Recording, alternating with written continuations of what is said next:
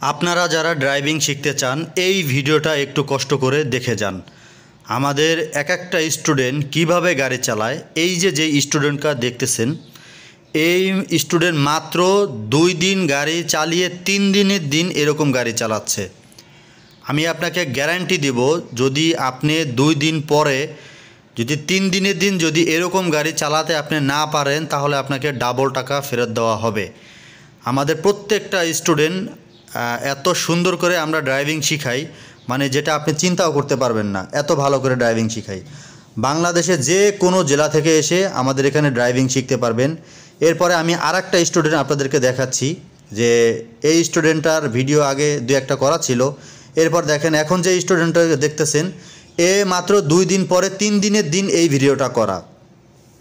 মূলত যারা ড্রাইভিং শিখতে চান, আপনারা ড্রাইভিং শেখার আগে কিছু বিষয় আগে আপনারা ভালো করে জেনে যাবেন।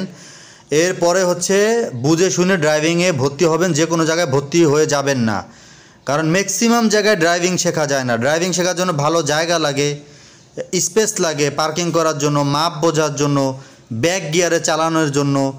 ঢাকা শহরের আপনি যদি ড্রাইভিংটা শিখেন, যেমন গুলিস্তান, মতিঝিল বা আশপাশে যদি ড্রাইভিং শিখেন, দেখেন আপনি কখনোই গাড়ির মাপটা বুঝতে পারবেন না। কেন পারবেন না? ওইখানে ড্রাইভিং শেখার পর্যাপ্ত পরিমাণ জায়গা নেই। আপনি কয়েক ধরনের পার্কিং করার জন্য যে পার্কিংটা সাজাবেন সেই জায়গা নেই। ব্যাক গিয়ারে গাড়ি নিয়ে যে অনেকক্ষণ ব্যাগে চালাবেন, সামনেও গাড়ি থাকে পিছনেও গাড়ি থাকে, তাহলে আপনি সেখানে কিভাবে ব্যাক গিয়ারে গাড়ি চালাবেন বলেন? কখনো পসিবল না। এরপরে 2 চাকার মাপ বোঝার জন্য আপনাকে ফাঁকা জায়গায় চালাতে হবে, না হলে মাপ বুঝতে পারবেন না, কখনোই পারবেন না। তো ফাঁকা জায়গায় আপনি ঢাকা শহরে আপনি ম্যাক্সিমাম জায়গায় আপনি 30-40 কিলোমিটার যে ফাঁকা জায়গায় চালাবেন, ধরেন 5 কিলো ফাঁকা আছে বা 2 কিলো ফাঁকা আছে, ওটার মধ্যে দিয়ে আপনি ঘুরলেন, এই জায়গা তো সিটির মধ্যে নেই, তাহলে ড্রাইভিংটা কীভাবে শিখবেন? মাত্র 3 দিনের দিন দেখেন কিভাবে গাড়ি চালাচ্ছে। আপনিও গাড়ি চালাতে পারবেন, মাত্র 3 দিনের দিন এরকম গাড়ি চালাতে পারবেন। এখন বিষয়টা হচ্ছে কি ভাই, অনেকে মনে করে কি যে ড্রাইভিংটা শেখা যাবে কি না বা পারবো কি না। ভাই পারবেন কি পারবেন না, এটা আপনি না আসলে আপনি কিভাবে বুঝবেন বলেন? আপনি দূর থেকে যদি এগুলো চিন্তা ভাবনা করেন যে পারবো কি পারবো না, তাহলে কখনোই আপনি শিখতে পারবেন না। আপনাকে আসতে হবে। আমরা আপনাকে মুখে কিছু বলবো না, আমরা সরাসরি আপনাকে কাজে প্রমাণ দিব। আপনাকে যদি আমরা কাজে প্রমাণ দিই, এর থেকে তো আর বড় কোনো কিছু নেই কথা, তাই না?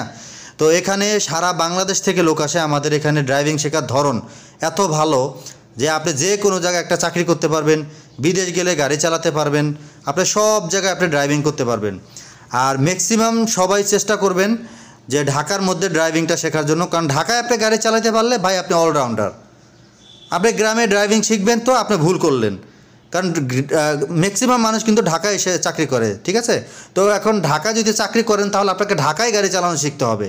ওই গ্রামে আপনি গাড়ি চালানো শিখে আপনি কখনো ঢাকা শহরে আপনি চাকরি করতে পারবেন না। তো এই ভুলটা কেউ করবেন না। আমাদের কাছে যেই স্টুডেন্ট আসে, একেবারে টেকনাফ থেকে তেঁতুলিয়া পর্যন্ত স্টুডেন্ট আসে, যারা 1 বার 2 বার 3 বারও শিখেছে। তো আপনারা যারা ড্রাইভিং শিখতে চান, আমাদের প্রসেসিংটা একটু বলি।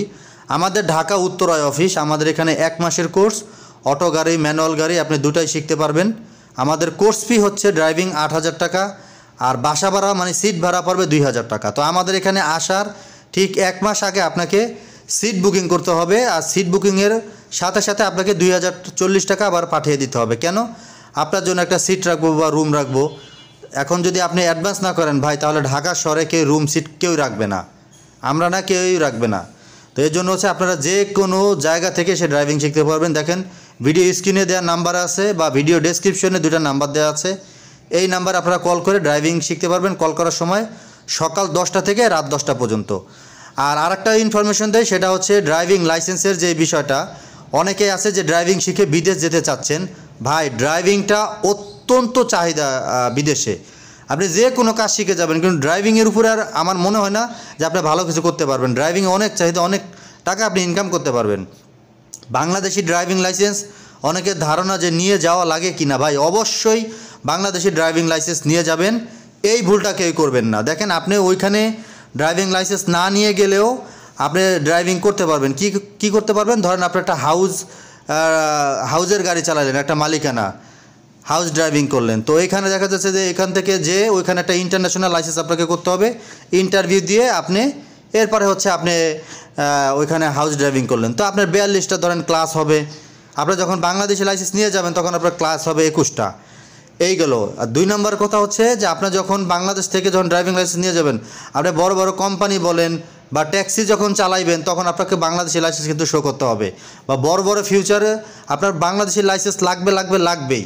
কিন্তু অনেকে এই ভুলটা করেন যে বাংলাদেশি লাইসেন্স নিয়ে যান না। কেউ অনেকে যুক্তি দেয় যে ড্রাইভিং লাইসেন্স লাগে না বাংলাদেশের, আপনি ওইখানে যে গাড়ি চালাতে পারবেন। তো যারা এই ধরনের পরামর্শ নিয়ে যায় তারাই কিন্তু বিপদের মধ্যে পড়ে যায়, কিন্তু পরে ঝামেলার মধ্যে পড়ে। অনেকে আমাকে ফোন দেয় যে ভাই আমি মালয়েশিয়া আছি, এখন বাংলাদেশি ড্রাইভিং লাইসেন্সটা কীভাবে করবো মালয়েশিয়া থেকে? কোনোভাবে করতে পারবেন না, কারণ বাংলাদেশি লাইসেন্স করতে হলে আপনাকে বাংলাদেশে থাকতে হবে, ফিঙ্গার দিতে হবে, না হলে লাইসেন্স আপনি করতে পারবেন না। তো ভাই আপনি লাইসেন্সটা যে করবেন এটা যদি সাথে করে নিয়ে যান, আপনার যদি লাইসেন্স নাও লাগে কথায় লাইসেন্সটা তো আর আপনার ফেলানি যাচ্ছে না। আপনার লাইসেন্সটা আস্তে আস্তে ভারী হচ্ছে, প্রথমে লাইট হবে, মিডিয়াম হবে, তারপর হেভি হবে। আর যদি আপনি বাংলাদেশে যদি লাইসেন্স যদি করেও এটা আপনি বাংলাদেশেও গাড়ি চালাতে পারবেন, তো এটা নষ্ট হওয়ার কোনো সুযোগ নেই। তো এই ভুলটা কেউ কখনোই করবেন না। আশা করি বুঝতে পেরেছেন।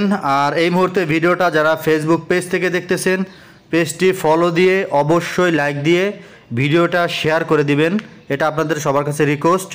কারণ ভিডিওটা শেয়ার করে দিলে অনেক মানুষ দেখতে পারবে এবং অনেকে বিষয়গুলো জানতে পারবে, উপকৃত হবে।